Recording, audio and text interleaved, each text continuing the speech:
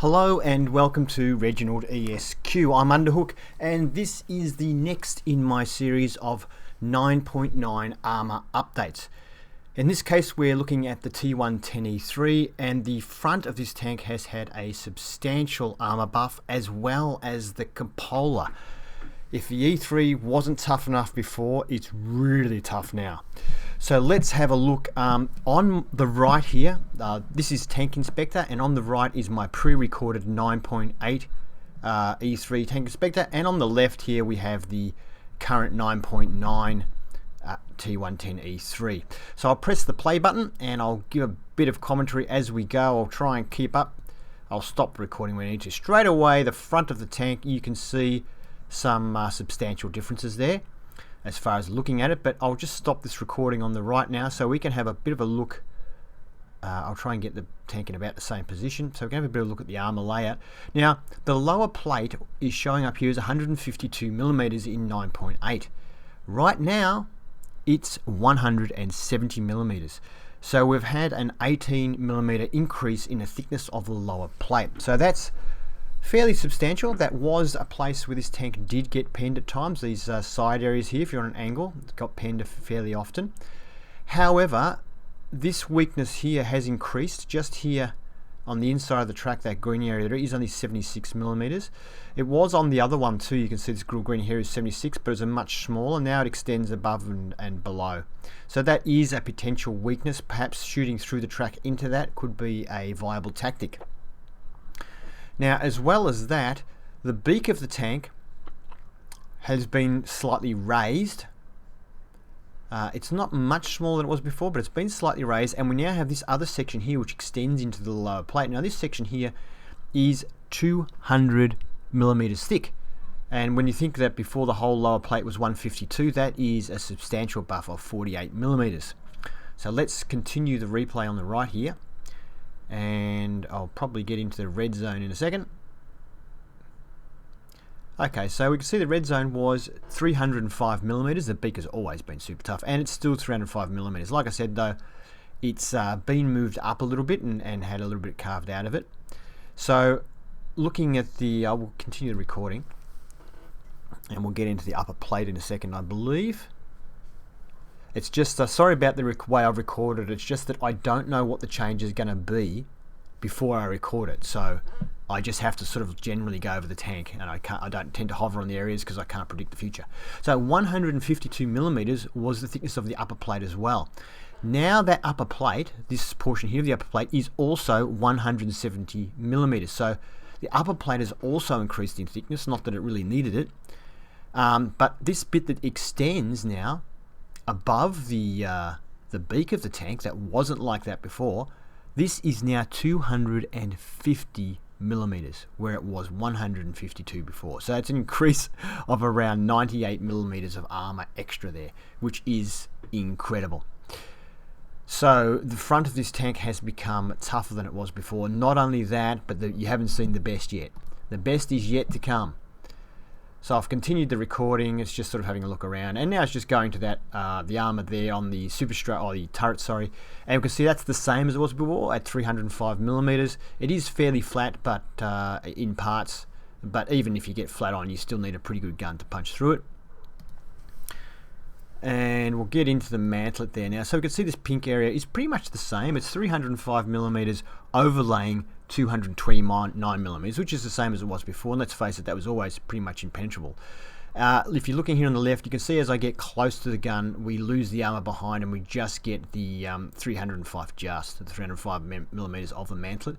It was similar, and I'll let the recording go, and I'll try and keep up with the cursor so you can see roughly the same areas at the same time. Oops, didn't know I was going to do that.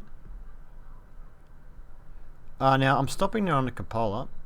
Did I go too far? I did. Let me go back a little bit. Okay, so the cupola, the front of the cupola is now tougher. It was 229 mils. It is now 250 mils. So we have had a 21 increase by 21 in the armor of the cupola. However, the cupola does look to me now to be a little bit higher. So we've got these areas, and you can see here if I look at it, just underneath the frontal sort of machine gunny bit, and surrounding it is still 229 as it was before, but the primary bit, the bit most people are going to hit, and the bit that also has sloping on it, is now 250 mils. So it was always hard to penetrate the cupola of the E3 because it was much tougher than it is on the E4 and the E5, but now it's tougher again. So the frontally the E3 is wow, very, very tough tank. Now looking on the side here, the Armour values are basically the same, but you can see with the HD, the high definition remodeling, they've cut out the track's pretty thin protection on top there. So yeah, it's not as good. I will just stop it there though. Let me go back a little bit. Pretty much all these Armour values here on the front end of the tank are the same, but this red section you see here, oh no, that's the same, 305 millimeters. Sorry, I told a lie, it's exactly the same. So we'll continue playing that. So the side of the tank, even this part here is the same, the arm is the same. Side of the cupola there is pretty much the same. It's only the front of the cupola that's changed now, but the rear armour, if I can go back a bit, has actually changed. I skimmed over it when I was recording this because I didn't think it would change. You see the lower area there, which used to be, was 32 millimeters, is still 32 millimeters. And then if we move up to this next section here, this section here was 38 millimeters and is still 38 millimeters. I'm sure there was a change. I think it might be this area here, which is now saying 38. It's still 38. Okay, I thought something changed, guys. I'm sorry. 76 on the back there, and still 76. Maybe I was wrong about that. Oh, it's the, sorry, it's the top of the tank that's changed. So I'll let this go a little bit more. See. Okay, so if we look at the back here, the top, it's 51 millimeters it used to be. It's now only 25 millimeters. So the top of the back here and the top of the turret near the cupola, surrounding the cupola, is all now only 25 millimeters, where it used to be 51. So that means that artillery hitting from on top will potentially now do a lot more damage to this TD. So what it really means is now scouts, it's really worth scouting an E3 because it's slow, and artillery, it's now really worth you hitting this guy. Because you can hit it on top, you should do full damage now. So that is actually a big nerf to the tank, because artillery will now have some more fun.